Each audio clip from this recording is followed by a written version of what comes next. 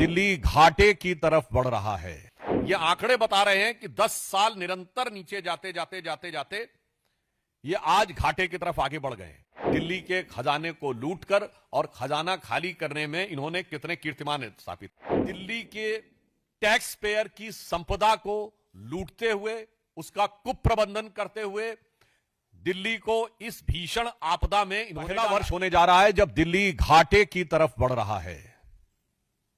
और वह घाटा कितनी बड़ी चुनौती लेके आया है, इसका प्रमाण यह है कि 2024-25 के यानी वर्तमान फाइनेंशियल ईयर के लिए दिल्ली सरकार ने नेशनल स्मॉल सेविंग फंड एनएसएसएफ से 10,000 करोड़ रुपए का ऋण लेने के लिए पत्रावली मूव की है। दिल्ली का जो राजस्व लाभ था, यानी रेवेन्यू में जो सरप्लस था, दैट वाज 1.56%, 1.56% था। यानी कुल मिला के सामान्य दृष्टि से कहें तो जो आय थी उसके मुकाबले जो व्यय था उसके मुकाबले आय 1.5% से अधिक थी। यानी आर्थिक दृष्टि से स्थिति ठीक मानी जा रही थी। फिर वो गिरना शुरू होता है। 2016-17 में 0.85 पे आता है, फिर 0.72 पे आता है, एक बार उठ के 0.95 पहुंचता है और 2020-21 में वो 0.19% पे आ जाता है, फिर 0.3 पे आता है और इस साल वो निगेटिव में जाता हुआ दिखाई पड़ रहा है। अर्थात ये जो दिल्ली में घाटा उपस्थित हो गया है, ये कोई अनायास अचानक किसी परिस्थिति के कारण नहीं हुआ है।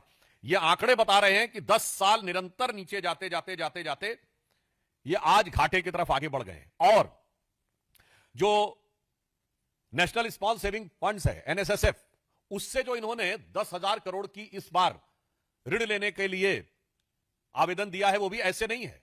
2016-17 में इन्होंने 2,896 करोड़ रुपए का लिया। फिर वो अमाउंट बढ़ते बढ़ते ऐसा हुआ कि विगत 3 वर्षों में 11,000 करोड़ रुपए लिए और अभी इस एक अकेले साल में 10,000 करोड़ रुपए का डेट लेने के लिए आवेदन दिया है।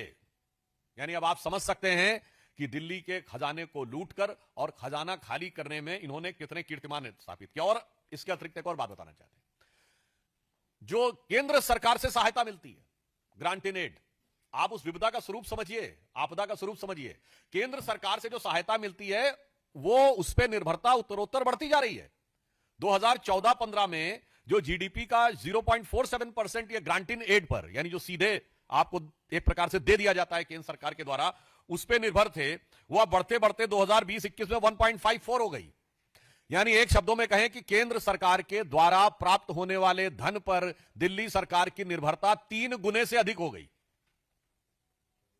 और जो लाभ में चलने वाला बजट घाटे में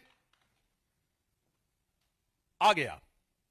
और इसके बाद इतना ही नहीं है, जो राजस्व होता है यानी टैक्स कलेक्ट करते हैं, रेवेन्यू कलेक्शन में भी सरकार, जिसमें सरकार की एफिशिएंसी भी होती है। वैसे ठीक है, उन्होंने मतलब जब फ्री की वो एक बोतल के बदले एक बोतल बांटेंगे तो मानी हुई बात है, रेवेन्यू में कमी तो आएगी। अब रेवेन्यू कमी भी निरंतर वो बढ़ती चली जा रही थी और जिसकी वजह से हम ये कह सकते हैं कि 10 साल में अगर आप देखें 2014-15 में जो राजस्व था वो 5.4% के आसपास था जीडीपी का। यानी कुल जो एक तरीके से आप समझिए कुल जो उत्पाद होता था दिल्ली में, उसका 5.4% वो टैक्स कलेक्शन करने में सफल होते थे, जो घटते घटते घटते घटते 3 कुछ पे आ गया है, 3.9% पे। और ये मैं बता दूं कि देश में एवरेज 6.27 है। यानी पूरे देश में राज्यों का जो कुल औसत है वो है कि 6.27% राजस्व वसूलते हैं कुल जीडीपी का। वहीं ये घटते घटते देश के लगभग आधे की तरफ बढ़ रहे हैं।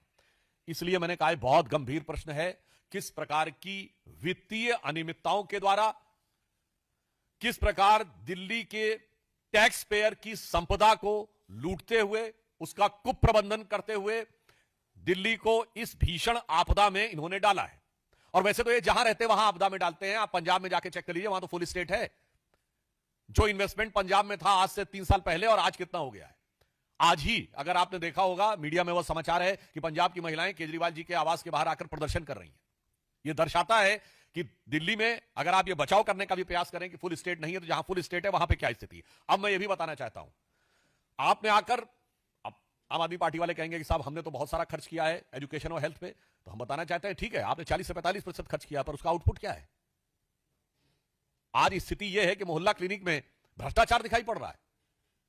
आपने शिक्षा की बात कही तो शिक्षा को लेकर न्यायालय ने आपके ऊपर टिप्पणी की हुई है और इतना करने के बाद भी मैं दिल्ली की प्रबुद्ध जनता को बताना चाहता हूं, अब इन्होंने खजाना लूट कर खाली कर दिया है।